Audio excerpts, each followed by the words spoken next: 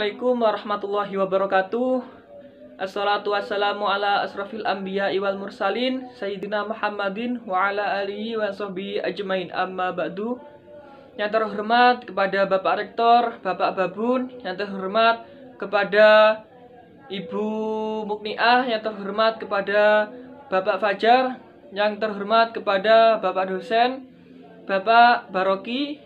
Dan tak terlupakan pula teman-temanku senasib seperjuangan. Yang pertama-tama, marilah kita panjatkan puja dan puji syukur atas kehadirat Allah Subhanahu wa Ta'ala yang telah mana melimpahkan rahmatnya sehingga kita dapat bermuajahah dalam keadaan sehat walafiat. Salawat serta salam senantiasa tercurahkan kepada baginda Nabi Muhammad Sallallahu Alaihi Wasallam. Beliau membawa kita dari zaman jahiliyah menuju zaman modern. Para teman-temanku senasib seperjuangan yang dimuliakan oleh Allah, berikut ini adalah video dari kelompok 3 Filsafat Pendidikan. Mohon disimak. Warahmatullahi wabarakatuh. Nama saya Muhammad Rajif Azizi, NIM T2019-1265. Perkenalkan, nama saya Dewi Indasari, NIM T2019-1262 dari kelas PAI A6, Program Studi Pendidikan Agama Islam, Fakultas Tarbiyah dan Ilmu Keguruan. Assalamualaikum warahmatullahi wabarakatuh. Perkenalkan, nama saya Jia Isma Pertiya Saludi, NIM T2019-1282 dari kelas PAI A6, Program Studi Pendidikan Agama Islam, Fakultas Tarbiyah dan Ilmu Keguruan, IAIN Jember. Assalamualaikum warahmatullahi wabarakatuh. Perkenalkan, nama saya Meita Eka Nur Safitri, NIM T2019-1284, Prodi Pendidikan Agama Islam, Fakultas Tarbiyah dan Ilmu Keguruan. Dari kelompok 3 akan menjelaskan tentang hakikat hidup. Hakikat hidup yaitu dasar-dasar kehidupan manusia yang nyata atau sebenarnya.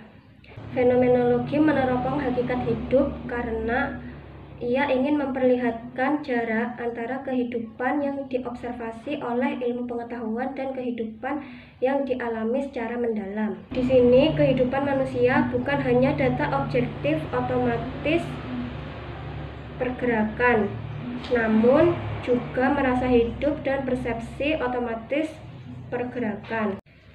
Manusia yang benar-benar hidup dalam kebutuhannya berangkat dari esensi pertama, yaitu perhatiannya atau kesadarannya.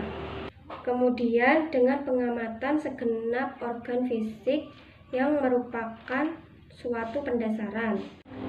Ada 2 unsur dalam struktur hidup manusia. Yang pertama yaitu unsur dinamika kehidupan dan mekanik. Di sini manusia yang hidup akan merasakan denyutan pada dirinya sendiri sebagai gerakan yang timbul dalam dan yang memiliki tujuan. Manusia yang hidup dapat berkembang dan mengembangkan diri dengan mengubah apa yang dimakan dan dicerna menjadi substansinya sendiri. Menganalisis dari pernyataan tersebut, kehidupan itu memiliki pergerakan atau kegiatan. Yang kedua yaitu unsur tingkat kesatuan dan keragaman atau perbedaan.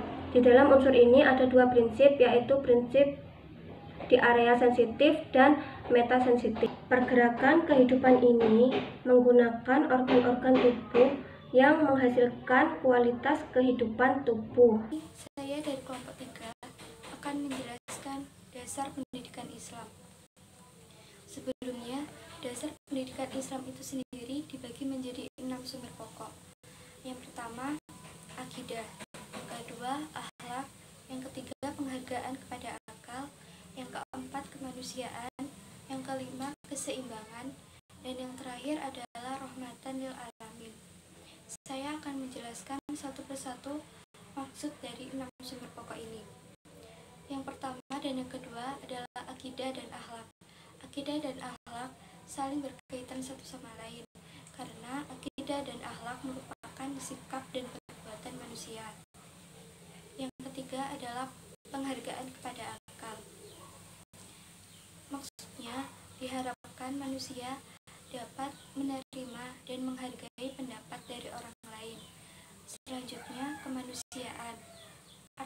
Kemanusiaan di sini adalah manusia tidak bisa hidup sendiri. Manusia membutuhkan orang lain. Bisa dibilang manusia merupakan makhluk sosial. Selanjutnya adalah keseimbangan. Di sini keseimbangan merupakan antara sikap dan sifat manusia, semuanya harus seimbang, harus sama satu sama lain. Dan yang terakhir adalah rahmatan lil alamin, rahmat bagi seluruh alam semesta. Diharapkan manusia setelah mendapatkan ilmu, ia mampu memanfaatkan ilmunya itu untuk kebaikan, untuk seluruh alam semesta. Selanjutnya, dasar pendidikan Islam dibagi menjadi dua, yaitu dasar normatif dan dasar filosofis. Dasar normatif dibagi menjadi 3 bentuk. Yang pertama adalah Al-Quran. Al-Quran merupakan wahyu Allah yang diturunkan kepada Nabi Muhammad SAW melalui malaikat Jibril. Al-Quran merupakan penyempurna dari kitab-kitab sebelumnya. Selain itu, Al-Quran juga merupakan petunjuk akidah dan akhlak manusia.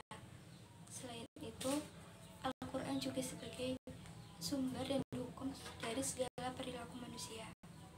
Yang kedua adalah Al-Hadis atau Sunnah. Hadis merupakan perkataan dan perbuatan yang dilakukan oleh Nabi dan Rasulnya. Hadis merupakan penjelas dari Al-Quran. Dan yang terakhir adalah ijtihad. Ijtihad merupakan perubahan sikap manusia yang sesuai dengan Al-Quran dan hadis. Kemudian yang terakhir adalah dasar filosofis. Dasar filosofis merupakan konsep sifat manusia. Karena manusia merupakan makhluk Allah yang paling sempurna, khalifah di muka bumi ini yang diberikan akal oleh Allah agar bisa membedakan mana yang baik dan mana yang buruk. Jelaskan tentang tujuan kehidupan manusia. Manusia pada hakikatnya ialah mencari kesempurnaan, di mana manusia tersebut mencari kesempurnaan dengan cara belajar. Tujuan kehidupan manusia di bumi yakni hanya ingin mereka senang, hanya ingin bagaimana tujuan mereka itu tercukupi, bagaimana kehidupan mereka itu tercukupi. Dengan tujuan menurut agama Islam yakni manusia menyembah Allah Subhanahu wa taala. Sebagai hamba Allah, manusia wajib menjalankan kewajibannya dan menjauhi larangannya. Manusia menjalankan perannya sebagai khalifah di bumi. Seperti hadis Rasulullah SAW mengatakan bahwa kullun ra'in wa kullun mas'ulun an ra'iyatihi. Setiap manusia itu adalah pemimpin dan pemimpin akan dimintai pertanggungjawabannya. Manusia adalah khalifah di bumi dan setiap manusia adalah pemimpin bagi dirinya sendiri. Istilah khalifah di sini adalah pemimpin di mana manusia dipertanggungjawab menjaga keberlangsungan hidupnya dan alam sekitarnya. Jadi manusia itu dituntut oleh Allah Subhanahu wa taala untuk menjaga alam, untuk menjaga lingkungan sekitarnya, bagaimana agar lingkungan sekitarnya itu kondusif, tidak rusak. Dan kehidupan manusia menurut agama Islam yang terakhir yakni ialah meneruskan ajaran Islam. Manusia di bumi yakni untuk meneruskan ajaran Islam, belajar bagaimana Islam agar bisa berkembang, agar bisa menyebar dengan cara mendakwahkan. Dengan manusia yang terakhir yakni menurut Islam ialah meneruskan ajaran Islam. Tidak hanya beribadah dan menjalankan tugasnya sebagai khilafah, manusia juga wajib menuntut ilmu dan meneruskan pada generasi-generasi selanjutnya. Bagaimana? Yakni agar tetap terjaga, agar tetap adanya ilmu pengetahuan tentang Islam, yang menyebutkan bahwa ilmu pendidikan Islam bukan hanya ilmu yang diajarkan untuk melaksanakan ibadah kepada Allah Subhanahu wa taala saja, akan tetapi juga untuk menuntun perilaku manusia, menunjukkan perbuatan yang baik, amar ma'ruf nahi mungkar. Tujuan kehidupan manusia tersebut hendaknya dipahami dan dilaksanakan oleh manusia. Maka tugas manusia di bumi tidaklah dapat dipenuhi kecuali dengan tugas-tugas yang Allah Subhanahu wa Ta'ala kasihkan kepada manusia, agar manusia selalu bertawakal, selalu beribadah, dan selalu berbuat baik kepada sesama. Dan tujuan yang paling akhir, yakni yang paling mendasar, ini tidak menyangkut agama, yakni adalah tujuan manusia hanyalah untuk bersenang-senang, hanyalah untuk menikmati bagaimana perannya dia di bumi, menikmati alam sekitar. Di sini saya akan menjelaskan tentang tujuan pendidikan Islam. Merumuskan tujuan pendidikan Islam merupakan syarat mutlak dalam mendefinisikan pendidikan itu sendiri, yang paling tidak didasarkan atas konsep dasar mengenai manusia, alam, dan ilmu, serta dengan pertimbangan prinsip-prinsip dasarnya. Hal tersebut disebabkan pendidikan adalah upaya paling utama atau bahkan satu-satunya untuk membentuk manusia menurut apa yang dikehendakinya. Karena menurut para ahli pendidikan, tujuan pendidikan pada hakikatnya merupakan rumusan-rumusan dari berbagai harapan ataupun keinginan manusia. Berikut menurut para ahli pendidikan. Menurut Ghazali, melukiskan tujuan pendidikan sesuai dengan pandangan hidupnya dan nilai-nilai yang terkandung di dalamnya, yaitu sesuai dengan filsafatnya, yakni memberi petunjuk akhlak dan pembersihan jiwa, dengan maksud dibalik itu membentuk individu-individu yang tertandai dengan sifat-sifat utama dan takwa. Menurut Qadri Azizi menyebutkan batasan tentang definisi pendidikan agama Islam dalam dua hal, yaitu mendidik peserta didik untuk berperilaku sesuai dengan nilai atau akhlak Islam, dan mendidik peserta didik untuk mempelajari materi ajaran Islam. Selanjutnya, menurut Al-Syaibani, tujuan pendidikan Islam itu ada 3.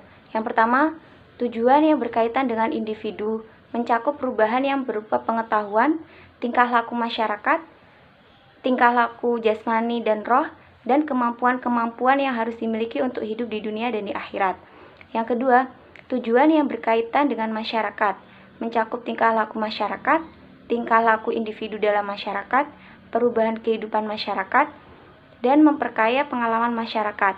Yang ketiga, tujuan profesional yang berkaitan dengan pendidikan dan pengajaran sebagai ilmu, sebagai seni, sebagai profesi, dan sebagai kegiatan masyarakat.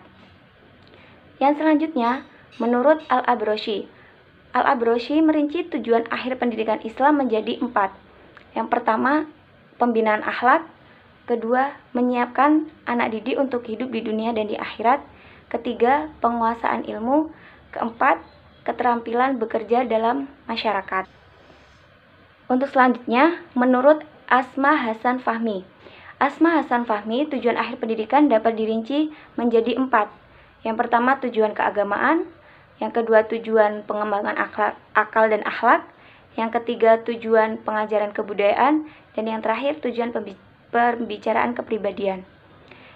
Dan untuk yang terakhir, menurut Munir Mursi, tujuan pendidikan Islam menjadi 4, yaitu bahagia di dunia akhirat, menghambakan diri kepada Allah, memperkuat ikatan keislaman, dan melayani kepentingan masyarakat, dan yang terakhir, akhlak mulia. Mungkin cukup sekian penjelasan dari kelompok 3. Semoga apa yang kita sampaikan bisa bermanfaat untuk kita semuanya. Dan kita minta maaf apabila terdapat banyak kesalahan kata. Dan akhirnya, Assalamualaikum warahmatullahi wabarakatuh.